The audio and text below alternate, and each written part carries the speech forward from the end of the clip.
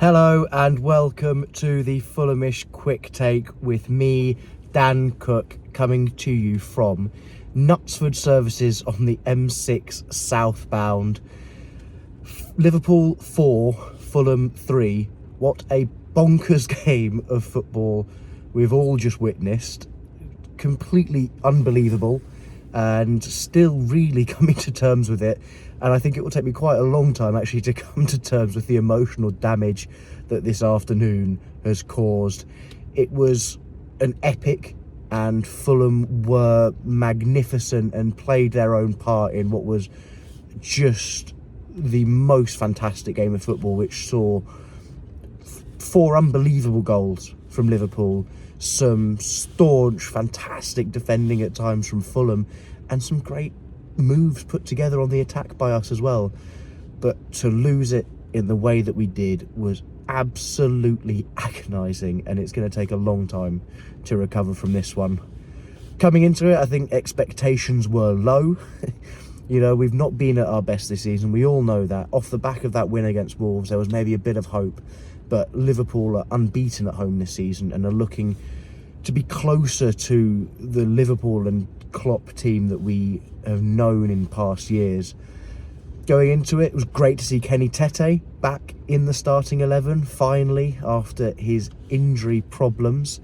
And Palhinha obviously coming back into the side. I don't think anyone was under any doubt of that happening, with him playing alongside Harrison Reed. Additionally, Willian dropping out was very interesting, with Harry Wilson starting the game. We saw Alex Iwobi picking up the positions on that left wing, especially for that first 60 minutes of the game. And we started okay. I thought we looked defensively relatively strong, and then we had a brief lapse of concentration from Bernd Leno, which we don't often see, where he spilled one, which saw him take an absolute clattering off of Luis Diaz, which hopefully Bernd's okay. He played on for the rest of the game, but it looked a pretty nasty injury. And luckily, after Salah put it in, it turned out that Diaz was offside. But we were holding our own. We were maybe not causing Liverpool a huge amount of problems, but we were restricting them to chances from outside the area. And, well, they took one as Trent Alexander-Arnold stood over a free kick and he whipped it towards the top right corner. Bernd Leno, full stretch, couldn't get there. Off the woodwork, off Bernd Leno's back, and into the back of the net, what will undoubtedly go down as a Leno OG, I would imagine. But it was a bit of a cruel way to concede, you know. It's fantastic from Alexander-Arnold, but so unfortunate that that bounce just goes against us in that moment. Quite quickly, Fulham hit back. We punched back. It was a nice little bit of interplay between Alex Iwobi and Anthony Robinson down the left flank, which that happened more than once in the game today. They were linking up very nicely, and Iwobi played one through to Anthony Robinson, who played a lovely ball into the box across the ground, and Harry Wilson, against his old club, tapping in through the legs of Kevin Kelleher, and we were at 1-1, and we could barely believe it in the away end. You could only just about tell that it had gone in, and it was fantastic. It was another brilliant bit of work from Anthony Robinson, who I believe has now made it 3 assists in 3 games for Fulham, and I think now is the perfect opportunity to give Jedi a big shout out. I thought that may well be his best ever game for Fulham, and I think that's saying a lot, because he has been a consistent performer, ignoring all of the criticism. He seems to keep all of that out. He blocks it out, and he consistently performs for this Fulham side, particularly in the Premier League, particularly against big opposition. It's not the first time that he's made Salah's life very difficult in games against Liverpool, and it feels silly to say that after conceding 4 that your left back was your best player, but I thought Jedi was superb today. Salah barely got a sniff, and he bombed up and down that left flank, as we know he can do, consistently throughout the whole match. And all credit to him, because he had an absolute stinker against Villa, and there was a lot of criticism from myself included, but Marco has stuck with him, and rightly, because Jedi has shown a little bit of revival against Wolves, and then a full big comeback today where he was our best player, I think. And so big shout out to Jedi. I'm really pleased for him, because that was a tough game he came into today, and actually none of the 4 goals we conceded were his fault, and he was instrumental in all of our good attacks, I think, as well. So big shout out to Jedi. Then unfortunately, not long after that, in the first half, we clear away from a throw-in, and Raul tries to flick on a header and only manages to find Alexis McAllister. And what happens next is potentially the best goal I have seen at a live football match. It is absolutely spectacular from Alexis McAllister. The ball does sit up perfectly, but the way he strikes it just to cut across it, and it just keeps drifting away from Leno, and from the away end you're just hoping that it's going to hit the post, it's going to just drift wide. No, top bins. And I mean, there was nothing you could do. There was nothing I could do but just sit back and admire what Alexis McAllister had done, because that was a real special strike. And it's a shame that Raul gave the ball away, because it was he looked to flick it on, and it's hard to see where he was trying to play that pass, but it wasn't a great moment for him, and McAllister capitalised. And then Fulham hit back again. I mean, it is truly unbelievable to think that the trials and tribulations we've had in front of goal this season, we've now scored 6 goals in 6 days, 3 at home to Wolves, 3 away at Liverpool. And the second goal comes from, initially, a fantastic bit of work from Raul Jimenez to win the corner. I think he does really well to be awkward, to make it difficult. He wins the corner, he then wins the flick on, and who's there in the 6-yard box but our King Kenny Tete, back in the squad, sort of gets the measliest touch off his toe, and it just throws Kelleher completely. He's had a bit of a stinker today for Liverpool. He'll be probably the most disappointed but also relieved Liverpool player, because he didn't cover himself in glory in that moment either, and it was ruled out for offside on the pitch, and our celebrations were cut short.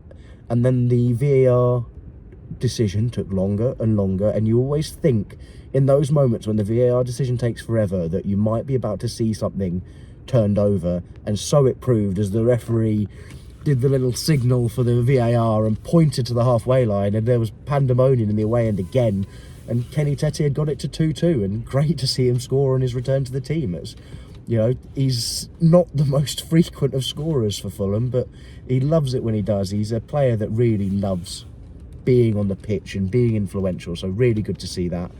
And it so nearly was 3-2 to us at half-time, as a header from a corner saved by Kelleher and Tim Ream popping up at the back post to tuck home. This was flagged offside on the field, and unfortunately VAR checked it, and he was indeed offside, because a Tim Ream goal at Anfield follow a goal that he scored at the Etihad would have been quite special, but it wasn't to be for our Captain America. And we went into half-time level, which I don't think anyone expected, and you would say we fully deserved. We actually, at half-time, we saw that we had a higher XG than Liverpool, which is bonkers when you think about it. We created better chances at Anfield in that first half than Liverpool did, and it was a testament to sort of the guts in this team. And I think that extends throughout, you've got to say, 87 minutes of this game. Fulham showed real guts.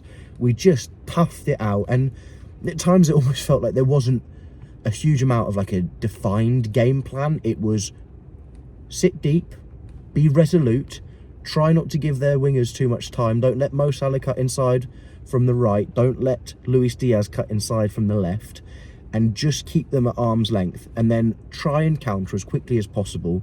Use Raul to hold the ball up and play around him, and actually it was working perfectly. And full credit to the team, because there's been so much criticism levelled at them this season, and you know, at times it's been deserved. To put in such a gutsy performance, as we seem to always do against these big clubs, was really, really good to see. We came back out in the second half, no changes, and again, we just held our own. We made it so difficult for Liverpool, and we always looked a threat. That was the one thing that pleased me, is we always looked a threat on the counter, and we were making Liverpool think twice. They started to overcommit towards the end of that game. We started to really grow into it and look dangerous going forward. There were a couple of moments in that second half where we could have gone 3-2 up before we actually did. There was a moment especially when Andreas Pereira drove through the middle of the pitch and then was wasteful in the end, which is unfortunately this season especially typical Andreas Pereira, who I thought maybe wasn't as bad as we've seen from him this season. He, again, industry, you know you're getting that. He was very industrious. He put himself about, but just quality in the final third and in possession is just killing us slightly, and it hurts me to say it, but he just seems to be the end point of a lot of our good moves, and that's a conversation that I think needs to be had as to whether he should be starting to sit on the bench a little bit more often this season, Andreas. Another player I want to give a big shout out to, and I'm going to stick my neck out here because some people might not agree, Raul Jimenez. I thought he put in a great shift today.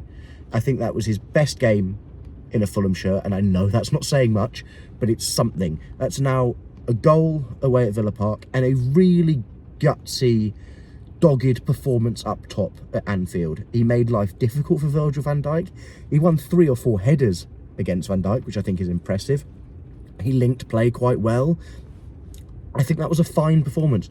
Was it as good as Alexander Mitrovic would have been? No, but he's not as good a player. And I think there's got to be some credit given to Raul here, because that was a decent performance. That was a real good shift from him, and I think that was shown by the fact that Marco Silva kept him on the pitch, because he was contributing positively to the team, and it makes me happy to say that, because he has had a torrid time, and it's been tough watching him at times this season. So great to see that maybe, just maybe, Raul might be starting to give us something positive up top, and he's starting to look more like our first choice striker. I think Vinny is definitely starting to slip to clear second choice in this side now.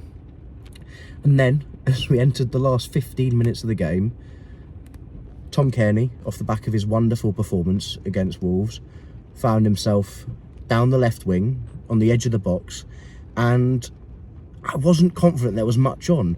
And he stands up this delicious cross to the back post. I mean, it was just so inviting. And Bobby De Cordova-Reid just flings himself at it. He has the run on Tsimikas. He gets up so high and he nods home, and it was 3-2, and I couldn't believe it. I couldn't believe what we were watching, and just over the moon. And what a reaction it was from the players. They all ran over to the away end. It was carnage. But unfortunately, that is where the joy ended. It was, we were dogged for the next 10 or so minutes. We kept them again at arm's length. Núñez hit the bar. There were chances coming. And then the third worldie of the game, it falls to Wataru Endo, who just opens his body up and he whips it into the top corner. And again, what can Bernd Leno do? Absolutely nothing.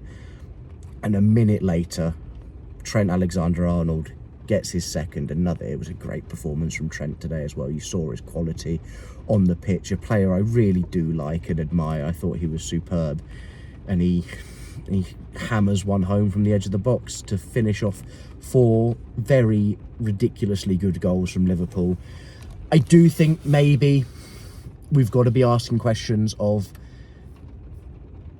are Liverpool having too much time on the edge of the area here? Is it tired legs? Is it the fact that we're sitting deep, trying not to create chances, encouraging them to shoot from range? But 2 screamers in one game, you're thinking, oof, that's unlucky. 4 feels a little bit more than just unlucky. It feels like maybe Fulham should have been quicker at getting out. I think you've got to say for the 4th goal, Bobby De Cordova-Reid is fouled at the back post quite clearly by Kostas Tsimikas. Bobby wins the header. Tsimikas comes through the back of him, elbow in the back, knocks him to the floor. I think at any other point in the game, on any other part of the pitch, that gets given as a foul. I truly believe that in that moment, the referee has just gone with the momentum of the fans, the enjoyment that was building in Anfield. There was a real atmosphere starting to build, and I think he just didn't want to be the villain. In that moment, he took the safe decision, and he didn't give a foul on Bobby De Cordova-Reid, and it proved costly. And VAR is never going to overturn that, unfortunately, but I think you've got to say the referee screwed that up a little bit there, and Marco will be hurting, and the players will be hurting, because for me, that's a foul, and it's so sad to see that happen, but this is the sort of thing that happens away at games at the Big Six, isn't it? We're so used to seeing these goals go against us as Fulham fans, and as many other Premier League fans are of teams outside that top six. We're used to these little things that can prove so big in games going against us, and that's frustrating because we deserved something out of this game. And it's marked what I think has been a real torrid 12 or 13 months following this Fulham side against the traditional Big Six plus Newcastle, because you look at some of the games we've had. We had that last minute loss at the Etihad. We lost it late on at the Emirates last season. We lost late on at home to Manchester United twice. Late on against Newcastle at St James's Park last season. And we've been stung again today at Liverpool. And it hurts. It hurts a lot. And it's just, I think as Fulham fans, we're so desperate to see us get one of these big scalps. And it's so gutting to have all of the people who have made the effort to go up to the game today, to all of the people who have taken time out of their day to watch this game wherever they are in the world, to listen to this game, to think that Fulham were going to get over the line and get a result at a big club away from home, to just be stung again really hurt. It really hurt. And I think we may have to have a slightly uncomfortable conversation, that there might be some reasoning behind this. I think there's got to be just a mental snag going on with Fulham at the moment, where it gets the latter stages of games against these big clubs. We're tired. We've put in a big shift. We know that we're prone to conceding late in these big matches, and it happened again. And I think we need something to just break us out of it. Just begging for a result away or at home against one of these big clubs, because we've deserved it so many times, and it just seems to elude us so frequently. I think just our game management has to be a bit better. I think we've just got to do better in those situations. You know, to concede 1 minute after going to 3-3, that's got to be on us a little bit. That's got to be on our game management. We've got to do better from our kickoff. You know, we give the ball away so easily, and then we just don't react. And I think that's something this Fulham team needs to work on. And it's tough because that's, you know, Anfield was booming at that point. You know, we'd done so well to silence it. They were getting agitated. That leveller, the whole ground was behind them, and we just couldn't hold out, and that hurts. But I think you've got to take the positives. 3 goals scored away at Anfield, starting to arrest our problems with putting the ball in the back of the net, hopefully.